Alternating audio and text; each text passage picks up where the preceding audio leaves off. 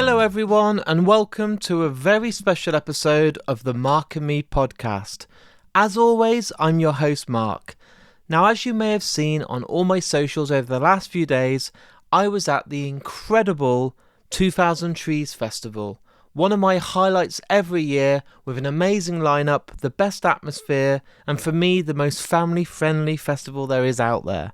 It's just an absolute blast. And this year I made my debut on the Word stage, doing 2 live podcasts over the weekend. The first was on Thursday morning with the Free is a Magic Number podcast. I filled in for Renfrey with my good friend Matt Hughes, and it was an absolute blast. We were joined by the awesome band Snakes, and it was just unbelievable. And on Saturday at the Word stage, I had the Mark and Me podcast live debut with Jen Hingley from the amazing and absolutely incredible band False Advertising, as well as being the live guitarist in the Jamie Ledman band. I've been a huge fan of Jen's work for a few years. We've actually become quite close friends, and I got to spend a lot of the festival with her, and she's just absolutely wonderful. And I thought it would be amazing to record the interview so you guys at home that couldn't make the festival would be able to enjoy it from the comfort of your own home. So, coming up on this interview today, you get to hear us talk all about the history of her band, the songwriting, and there's also a live game show which I wanted to share with you because it was a highlight of the festival for me and great fun, and it does kind of work listening back to it too. There isn't much else to say at the start of this podcast apart from a big shout out to the sponsor of the podcast, Richer Sounds. Without those guys, this podcast wouldn't exist, so a massive thank you for supporting me each and every month. And if you're in the market for a brand new TV, check out richersounds.com. But like I said, today is all about 2000trees. I have a number of specials coming over the next few days, but this is the starting point, and it's me and Jen talking all things 2000trees.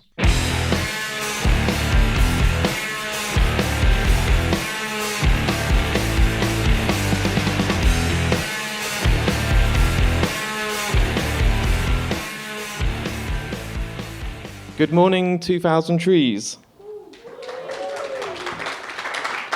That's the best response already this weekend. Now, what we're going to do today is we're going to do an episode of Mark and Me. Hopefully some of you here have heard. Have any of you heard of Mark and Me before? That's really good.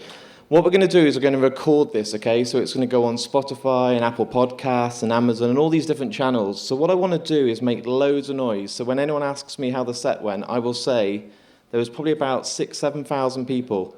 Now, if you can all at 9 o'clock in the morning make a bit of extra noise when I do the introduction now for my special guest, just go crazy, because on the recording it will sound like there's hundreds of people. Is that good with you? So my special guest today on the Mark and Me live at 2000trees is someone that means a lot to me because I'm a huge fan of their music. Their band has been on Mark and Me about 2 years ago, and to do something in person I think is a lot more intimate, and it's someone that I'm so grateful to have here. So I have Jen from the amazing, the incredible False Advertising today.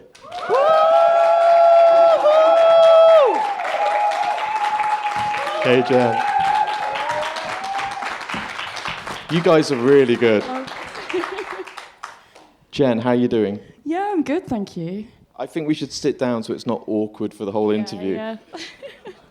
So if any of you have heard Mark and Me before, what I normally do on the episode is get to know my guest. So I'm going to have that like magic pen from, have you seen the Men in Black films, where I pretend that I then don't know anybody ever? So I'm going to use that now, and then I'm going to find out all about you, if that's good with you. It's all good. So, Jen, welcome to the Mark and Me podcast live at 2000trees. How are you doing? I'm all right. I must admit it's a little bit weird being awake, like, in the morning at a festival. But I'm well rested. I had, 8 hours sleep, kind of on and off. I got woken up by people shouting, Queen songs at the silent disco many times, but it's all good. It's all good. Bohemian Rhapsody at 3 a.m. You can't beat it. Yeah, and it did make me sad that the night before I was at the silent disco screaming the lyrics to Bohemian Rhapsody, so I was kind of I did it yesterday, but... These two guys here were at the silent disco at 3 a.m. and they still made today's set.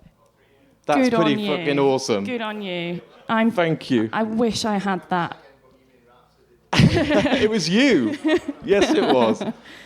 I wish I had that resilience and I could have done that, but I looked at it last night and I was like, this is I had my silent disco headphones like in my bag, and I was just like, this is a choice, and I chose bed.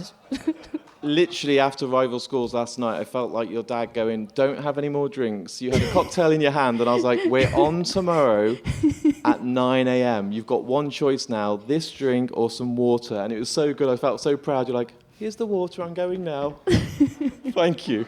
That's a commitment. Yeah. So what I want to do is basically get to know all the bands that you used to listen to as a kid and how it all started. So when you were a kid and you were growing up, was there someone in your family that handed you down a mixtape or a CD, or maybe you had a job and saved up pocket money?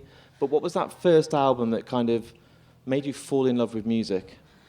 I've been lucky in a sense that I come from quite a musical family and quite a musical sort of family background. So I grew up as a child, like my earliest memories, it's like see my uncle. My uncle was the singer in a band called the Inspiral Carpets. Oh, wow. So growing up, like they were on Top of the Pops and things like that. So it's like, oh, Uncle Tom's on TV again. And it's like, and then you'd like see him at family stuff and I'd just ask him loads of questions about Top of the Pops and things like that. And it was just like the coolest thing ever.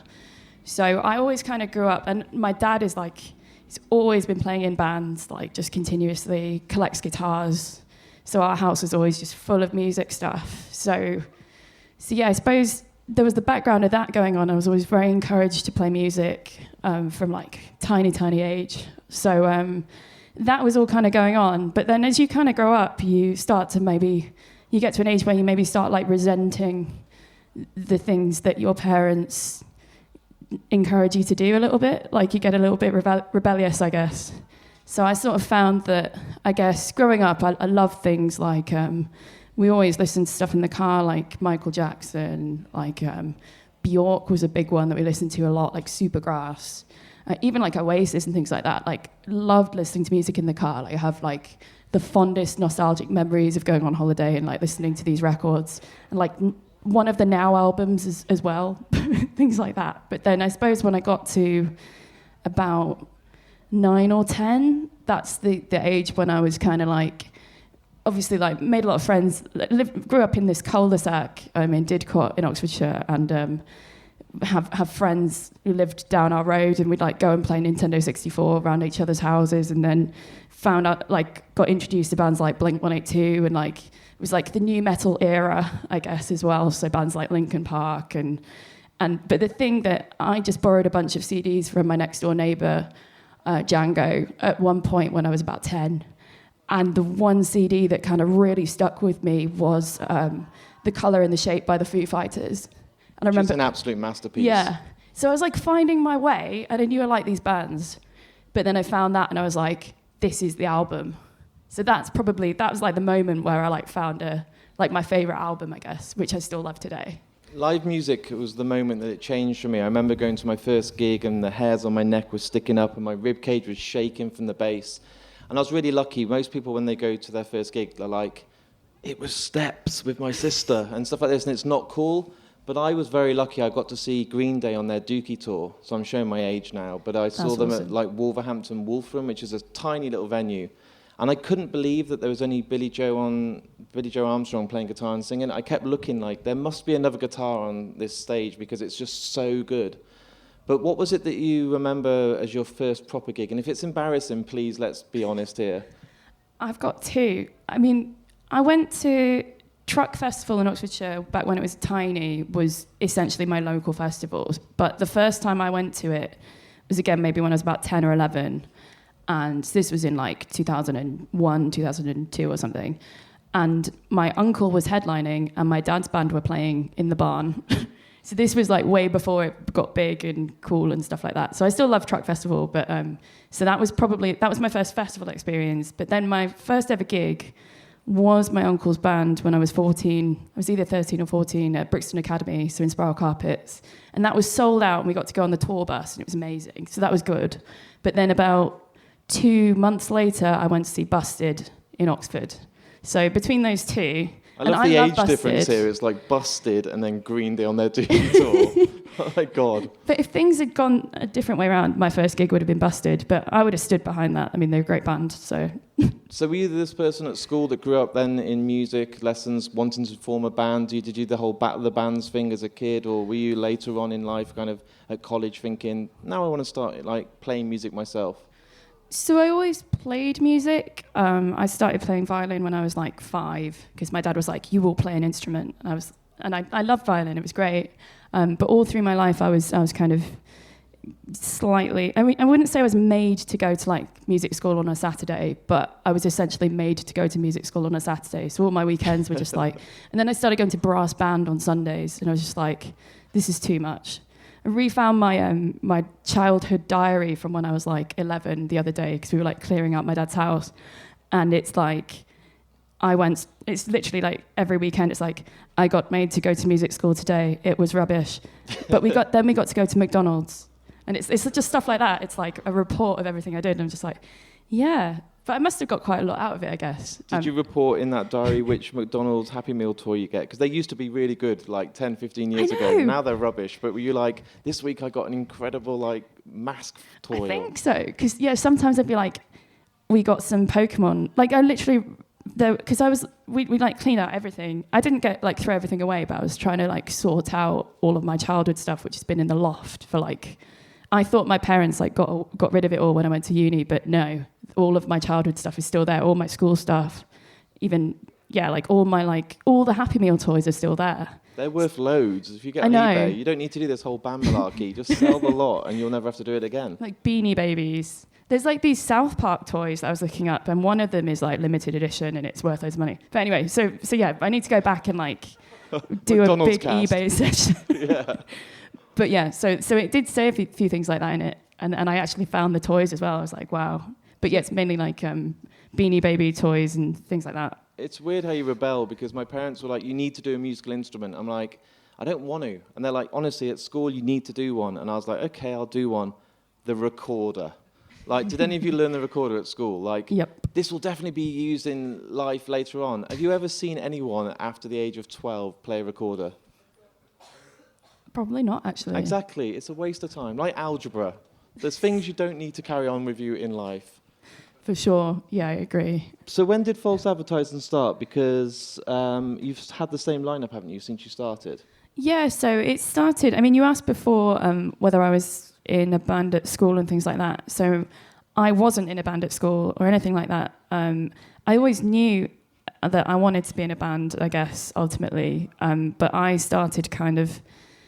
Obviously, I was still learning violin and stuff, but secretly learning guitar and teaching myself guitar, I suppose. I just sort of took a guitar from my dad's, like one of the ones he didn't like, that wasn't expensive or anything, and tried to teach myself how to play guitar, but like secretly, so he didn't know.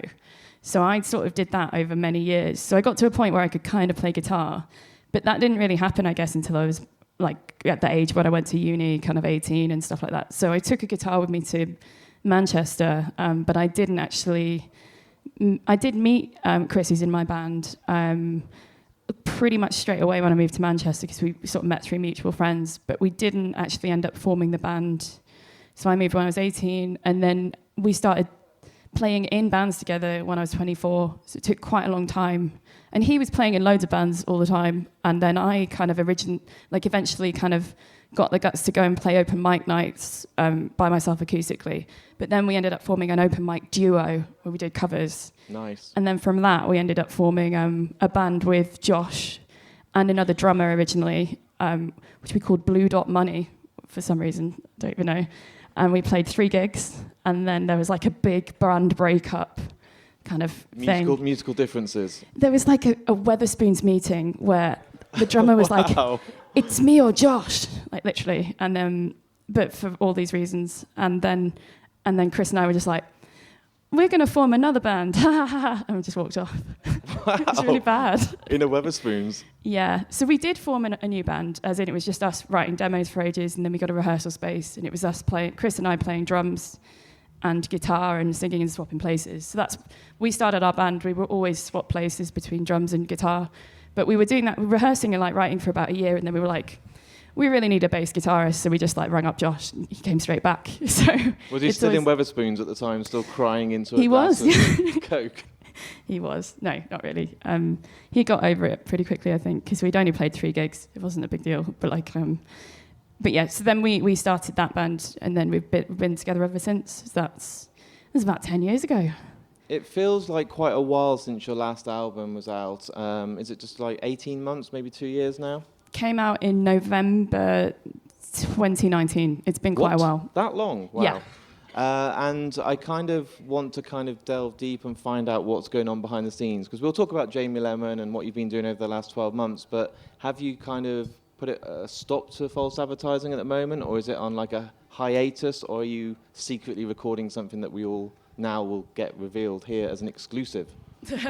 Well, we've been continuously working on stuff in different ways through because obviously we put out our last record November 2019, full of hopes and dreams, tried really hard, did quite a lot with it actually in a short space of time, went on tour, really enjoyed going on tour and playing all these shows, and got got offered other support tours with bigger artists, and did all the things where we'd been booked for festivals, including this one, and a few other ones, and it was all looking really good, and we were like, oh, our plan may be kind of starting to work. But then, of course, you know what's coming, 2020, everything got cancelled. Everything firstly got postponed and then later cancelled, and then we rebooked stuff. Same thing happened again. You know, it's one of those things that it just became like this, for everyone, obviously, this really difficult thing to deal with. So for us in our band, it essentially meant that we didn't rehearse for a year from March to March, because everything we did just stopped, to the point where Chris in our band was like, look guys, this is nice and everything, but I've just got a new house, I want to renovate it. I'm not going to be available for X amount of time, which ended up being about a year. So, but during that time, obviously we couldn't rehearse anyway, so he was right to say that. We obviously didn't meet up, but I just started going stir crazy, I suppose everyone did. I live in a flat, I don't have a garden, so maybe if I had a garden it would have been slightly different, but after a bit, I didn't know if it was the right thing to do at the time, but I started going into our rehearsal space after a couple of weeks, completely empty, there's no one there, it's just this room with all our gear in it, we don't share it with anyone. So I started going in and just demoing and playing drums and stuff just every day, and then ultimately ended up progressing through trial and error, because I was in our band, Chris, who plays drums, who I've mentioned a few times, he is a sound engineer. So he has always done a lot of our recording. He knows exactly what to do. So I've never had to think about it. Been very spoiled. Every time we've demoed anything, every time we've done anything, he's been there doing it. So obviously he wasn't there. He wasn't responding to anything, because he was like, I've got my house now. So I started just trying to figure stuff out by myself, how to figure out. Obviously I was doing a lot of writing, but it got to the point where I was like, what if I did record the drums, or do a demo drum recording? And then that just luckily our producer, Luke, who we worked with on Brain Freeze, I sent him some of my rubbish demos. I was like, what do you think? And he was like, I will help you. So he just started giving me advice, telling me what mics to buy. I'd send him pictures of how I was miking stuff up, and he'd be like, you're doing it wrong, do it like this. So yeah, through a lot of trial and error over the course of a year, I ended up starting the basis of the new false advertising record. And then that iteratively we've gone back and forth into the studio, we've re-recorded bits, we've done all sorts of stuff on it. So it's not just my recordings, but yeah. So we have a brand new album on the way. Yeah, but because it's been such a trial and error process, there's been so many points where I've been like, oh yeah, the album's nearly finished, and then we've just gone into the studio and re-recorded bits, and it's been like, oh yeah, should have just done this straight away.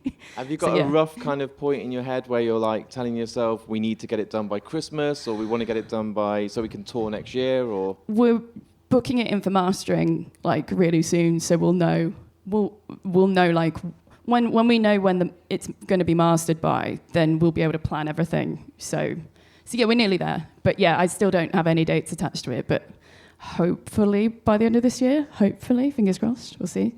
So while all this is going on as well, everyone will know this if they've listened to Mark and Me. I'm a huge Reuben fan. I think Race Car Backwards is probably one of the best British debut albums.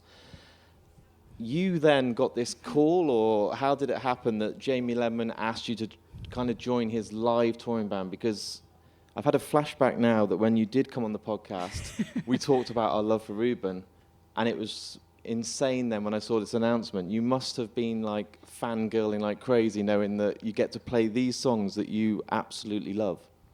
Yeah, I'm a big Reuben fan. Like, I can prove this because when they played like Mean Fiddler 2, I can't remember what year it was, like 2006, 17, maybe 18. It was before I moved to Manchester, and they've got a live DVD of them playing, and it's just before the third album came out. And you can see me in the front row in the video on YouTube, like just like staring at Jamie and just singing all the words. Like you can see me. I'm like even in some of the thumbnails for the songs, right? And the Blitzkrieg video, I'm in the very beginning of it, and I like go like this to the camera as it goes past the crowd in like the first 3 seconds. So I was there, but like... Do you think Jamie was like, we need to hire this person in the band because she seems so obsessed she might kill us? Like, let's just get her in the band to protect ourselves. I'm always a bit worried about that because I think my number one kind of thing with this whole experience has been, is he aware of what a like obsessive fan like I still am deep down. What are you going to do if you sat there one day and you're going to a tour and he's like, guess what, right, let's watch this DVD. Look at that girl there. Like, we never found out who she is. It's just like that. Like, yeah, no, I think, everyone's fine with it, I guess. That's the thing. But yeah, I suppose, so it's obviously been, for me, like this amazing, incredible experience for so many ways, in so many ways. But for us, it came about what I do now and how I've got to play guitar with Jamie in his live band. It started a few years ago when we ended up talking to Jamie's old manager, Matt Hughes, who runs what's the podcast called? Good as Gold Group and Three is a Magic Number. Three is a Magic Number podcast. Yeah. So he became our manager ultimately, but we sort of talked to him. This is prior to Brain Freeze, our last album coming out, because I was managing the band and I was like, I don't know what I'm doing. So he took pity on us, which was very nice. But at that point, he was kind of like, well, I also manage Jamie Lemon, and I was just like, what? And then so he ended up introducing us, I think, and also around that time, Dan Cav, who plays drums for Jamie. This all happened like at a weirdly similar time. So it's like everything just kind of came together in like this weird way. Dan Cav, who used to play drums for Jamie, messaged us, like our band, just saying like, and I didn't realise who he was, but he was just like saying that he liked our band and he'd seen us live and stuff like that. And I like, replied being like, oh, thank you very much. And I didn't realise who it was. And then eventually I realised who it was, and I was like, oh my God, it's Jamie Lemon's drummer. And then so through Matt, actually through a friend who was supporting Jamie at a Manchester show, got me and Josh from our band on the guest list. So this all happened in like the same week. Like 3 different things happened that were like completely sort of unrelated, but to do with Jamie Lemon. And then so at the end of the show, I think Dan Cav walked past, and we were like, we're from that band you messaged. He was like, oh my God. And he's super nice. Dan's awesome. And then so he was like, let me introduce you to Jamie. And then at that point, we got introduced to Jamie. Super nice. Said that Dan had played us in the car like a few days ago, and his manager had like mentioned us to him like the day before or something. And we were just like, okay, that's crazy. And then so pretty soon after that, we got a message saying, do you want to support Jamie Lemon at 3 shows, one of which was 2000trees Festival, which for us was like our dream gig. Like, can't believe, like, I remember reading that email. I was like, I've always wanted to play 2000trees Festival, and it's with Jamie Lemon, and just like crying. I had that last week when it came through, and I'm still, even today, I'm like, I'm playing 2000trees. Yeah. You know the feeling, right? The feeling's great. Yeah, so that happened, and then it was also asking us to support him at 2 other shows, one in Glasgow and one in London. Of course, we were like, immediate yes. So then after that, we've just been in touch every so often, and it's been really, it's really nice to play with an artist who has a really genuine interest in what you're doing. And obviously I'm interested in what he's up to. So over the years I've been like, do you have any demos? I want to hear them. And he's been the same to us. So he's heard our new record and everything like that. But yeah, so he just kind of kept in touch. And so one of these emails came through in the beginning of last year. He was like, do you want to hear my new record? I'd love to hear what you think of it. And I was like, wow, okay.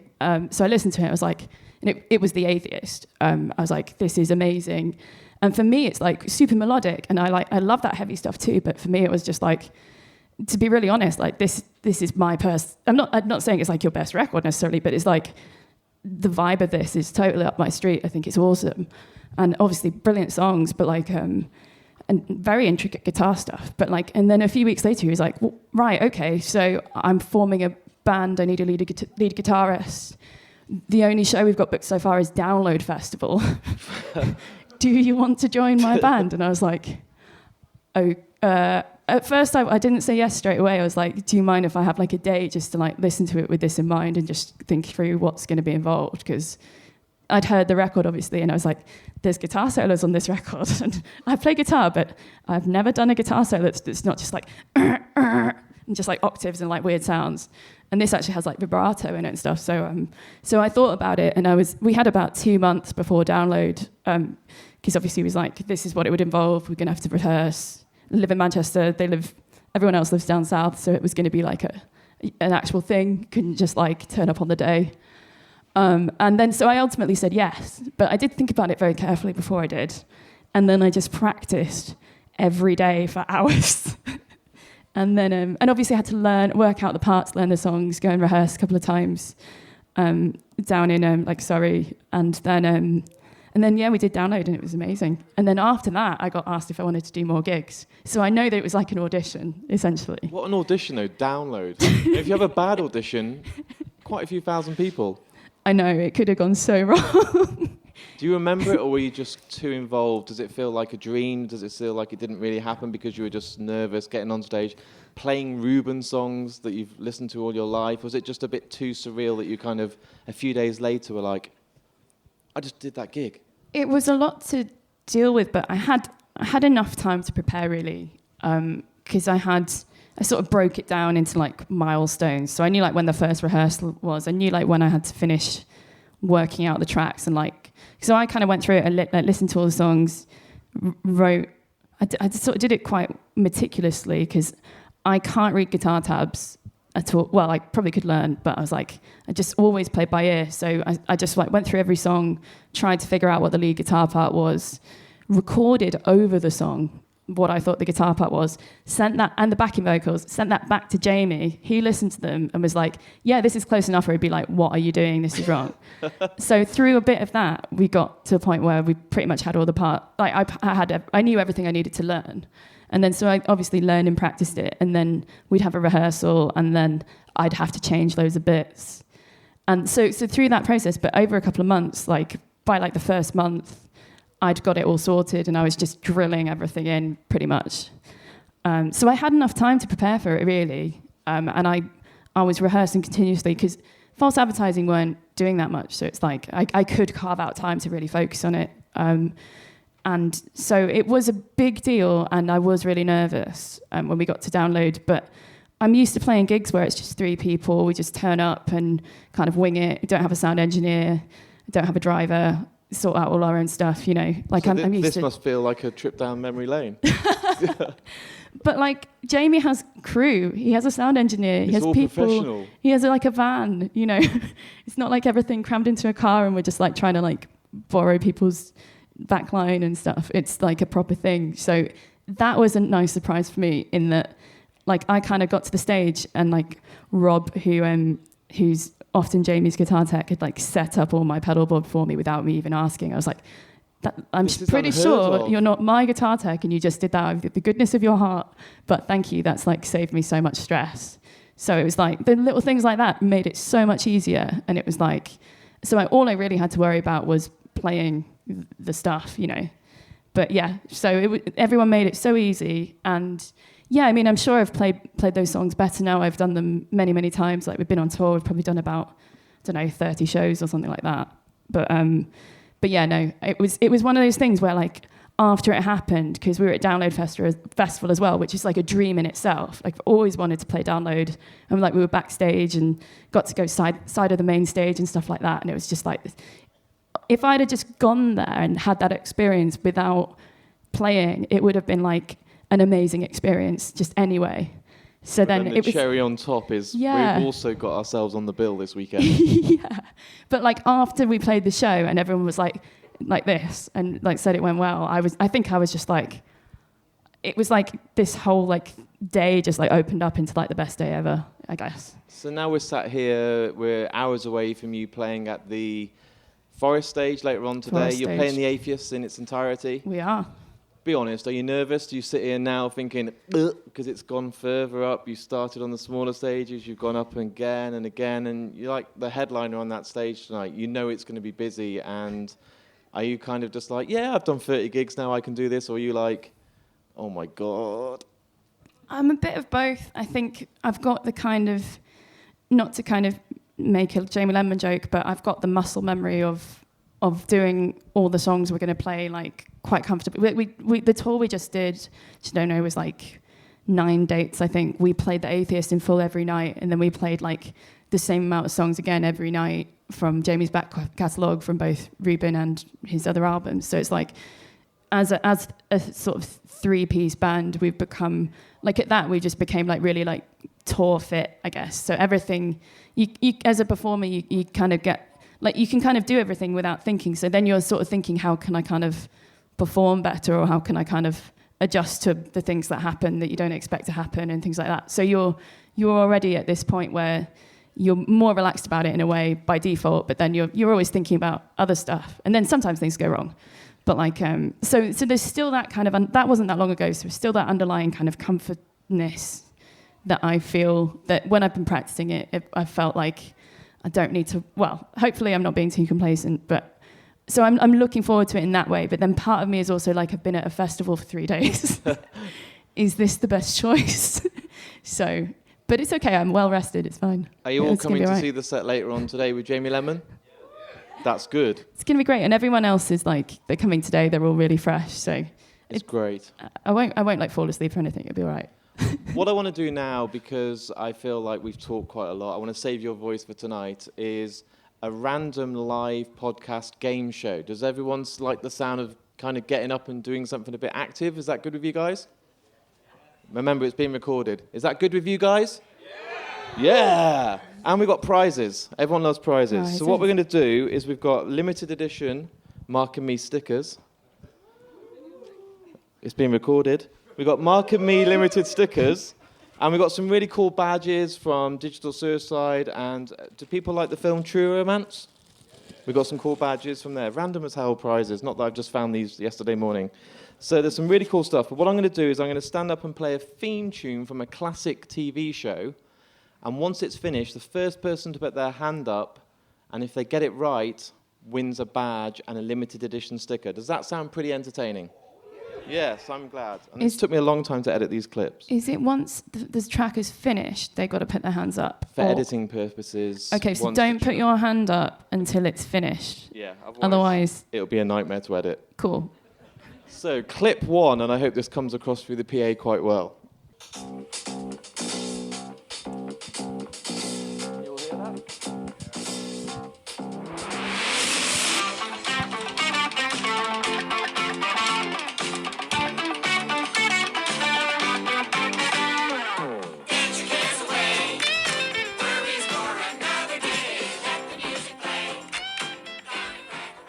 Oh, Jen, who was it first?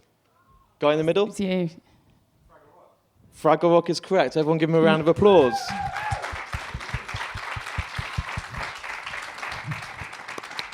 Do you want to come up and collect your prize? That would be cool. Die Hard badge, limited edition sticker, and a True Romance badge. Well done, buddy. Thank you. Well done. I did get a name for this quiz as well, which is quite important. It's called 2000 Themes. There's 2,000. Sean, don't shake your head. Come on, support me, please. Please, Sean. Yes, exactly. Are you all sticking around for Sapnin podcast? Are you all sticking around for the Sapling podcast? That's better. Next clip coming up.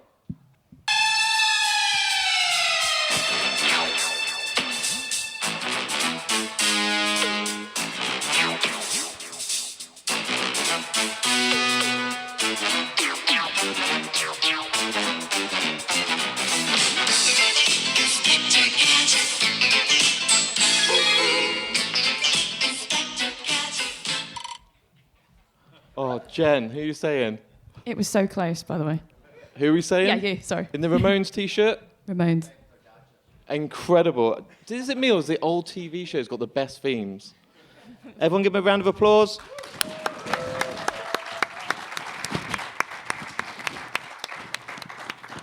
We should have just done a quiz for an hour. So you've got a Mark and Me sticker, another Mark and Me sticker, a badge from Fight Club, which we don't talk about, and another badge from True Romance. Well done, guys.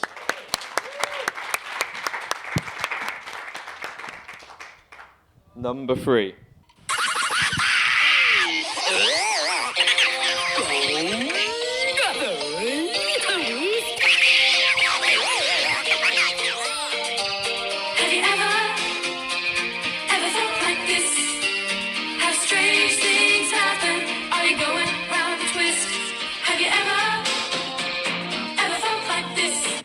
Still playing? Let's see. Oh, we'll have to do it again. Who? Right in the middle at the back. Yeah. How did you know that? Sorry. Amazing.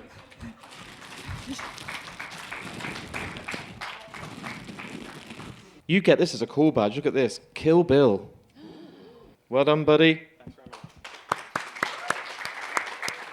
Almost halfway there.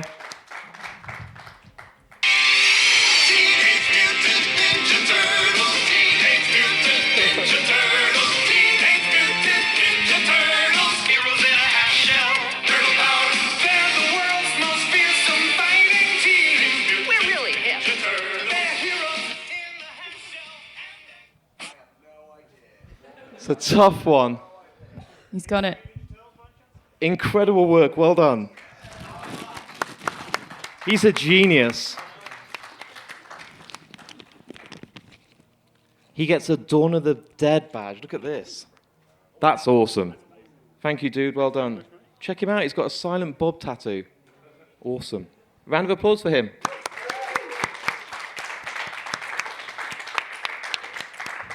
Next one coming up. This is number 5.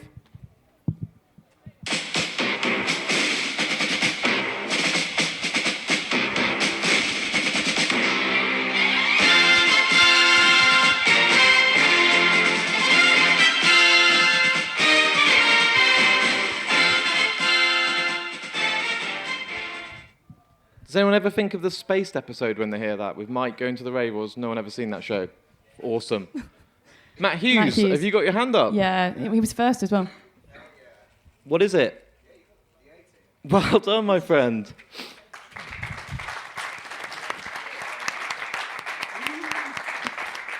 You get a Predator badge. Amazing. Round of applause again for Matt. Matt, who was mentioned in Jen's story about the podcast, so it's all fixed. Next one.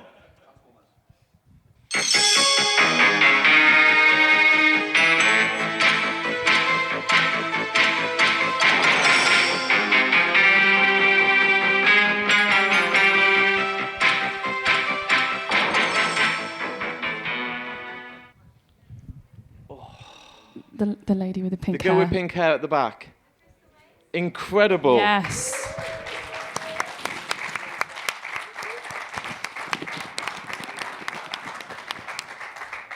Well done, thank you. I now feel like we should all go to the Crystal Dome at the end. That'd be amazing. What a show that was. Do you remember it? Very much so, Awesome. yeah. I think we've got 2 left.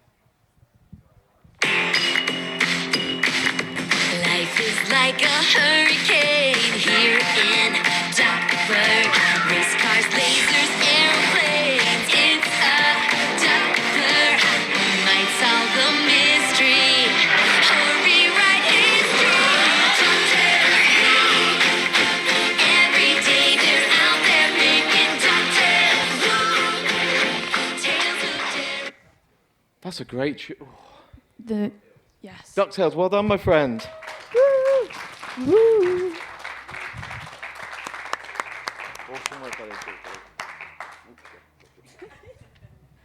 And the final one, who's going to win leftover badges, there's 2 of True Romance and 4 stickers of Mark and Me, which you need to plaster on people throughout the weekend. This is a big one.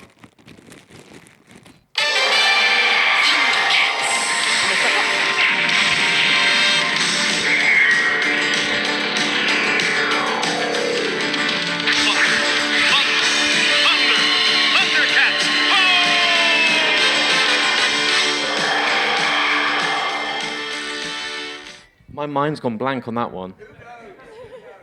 Fastest hand, green hat. Amazing, my friend. Round of applause.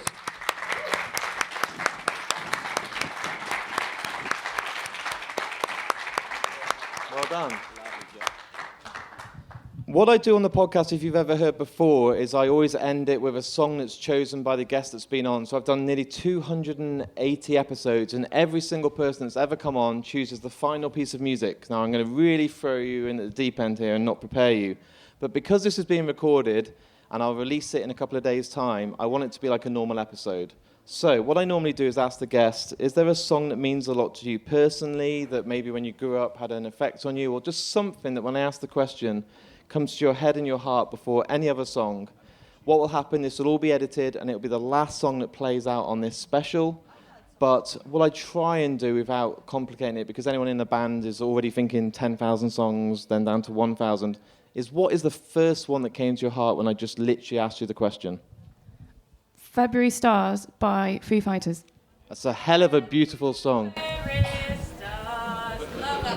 Yeah. Is Dave Grohl here? Has he come to this festival like Glastonbury and come in? That was a beautiful rendition, thank you. Do you want to come up and sing? Get it on the recording.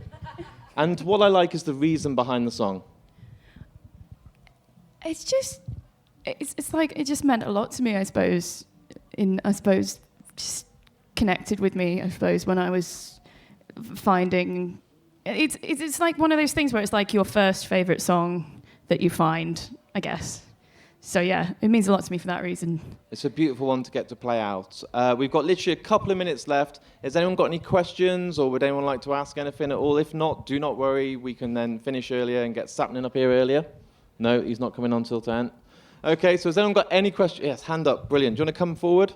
Hi, Jen. Hey. I'm always fascinated by band names. So where did the name False Advertising come from? How did you arrive at False Advertising? It's one of those things where we didn't decide on a band name for so long, and we just, because we were in a band and we were like rehearsing, making a record like ages ago. Like we formed our band, I suppose, sort of about 10 years ago, but we didn't actually do anything until like 3 years later or something. So it's one of those things where one of the things we didn't figure out until we were just about ready to do stuff was our band name. And we just had like this big list, and it was on that list, I think, like for quite a long time.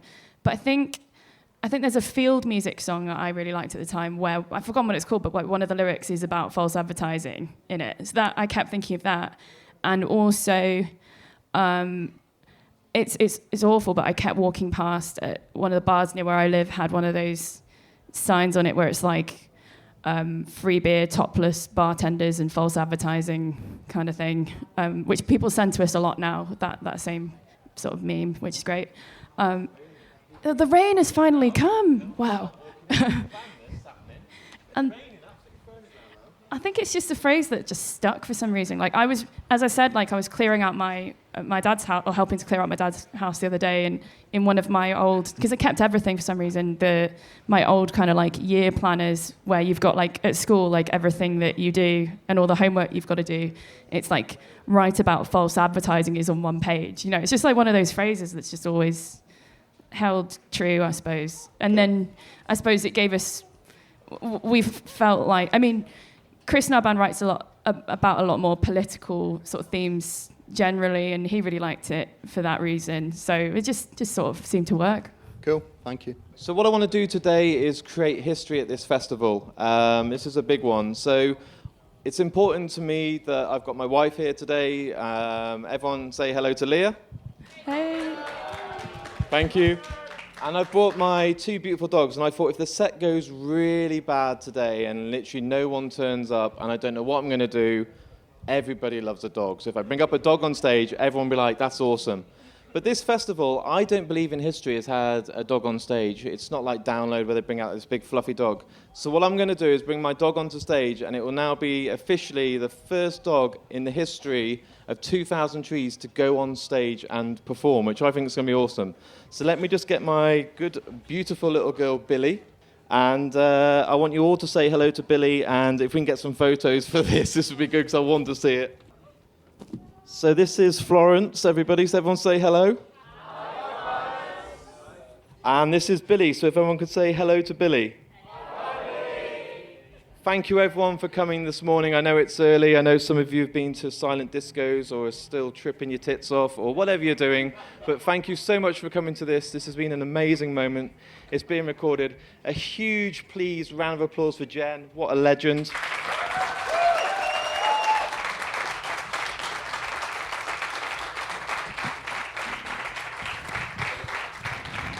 That's amazing. This has been the Mark and Me podcast. Please stick around. Genuinely, I listen to one podcast. That's all the time I get in my life because I edit all day. I only listen to two podcasts because Matt's here. I do listen to your podcast as well. That's a lie. But my favorite podcast, genuinely, is Sapling Podcast. So please stick around.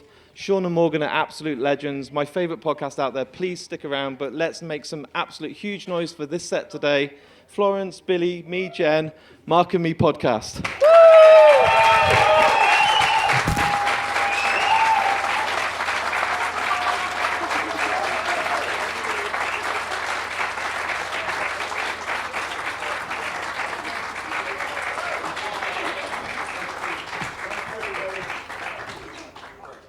So there it is. There's my live set from 2000 Trees, and like I said, I had the time of my life. It's been a career highlight. I got to spend a lot of time with the Sapling guys. I think Sean and Morgan were absolutely awesome. They followed my set on Saturday morning and were just hilarious. I absolutely love those guys.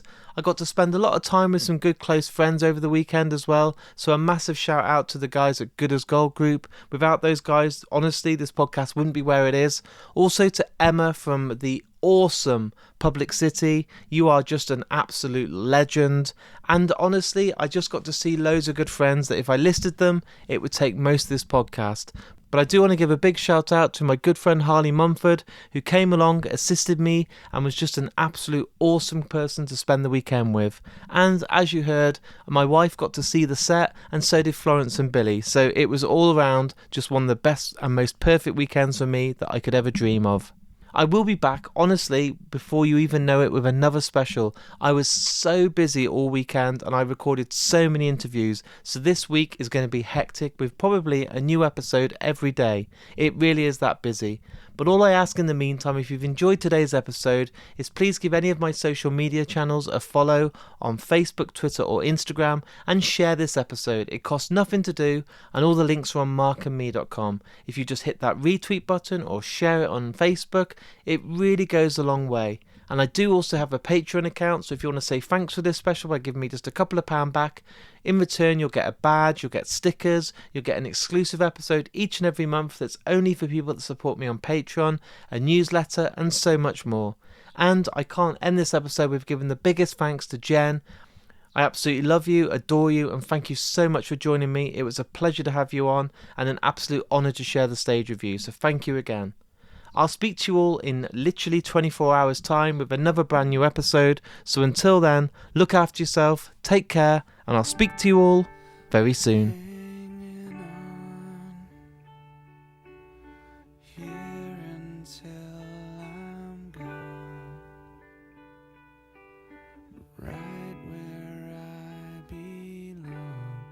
Just hanging on.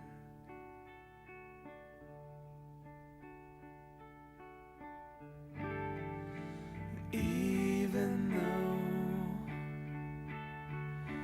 watched you come and go.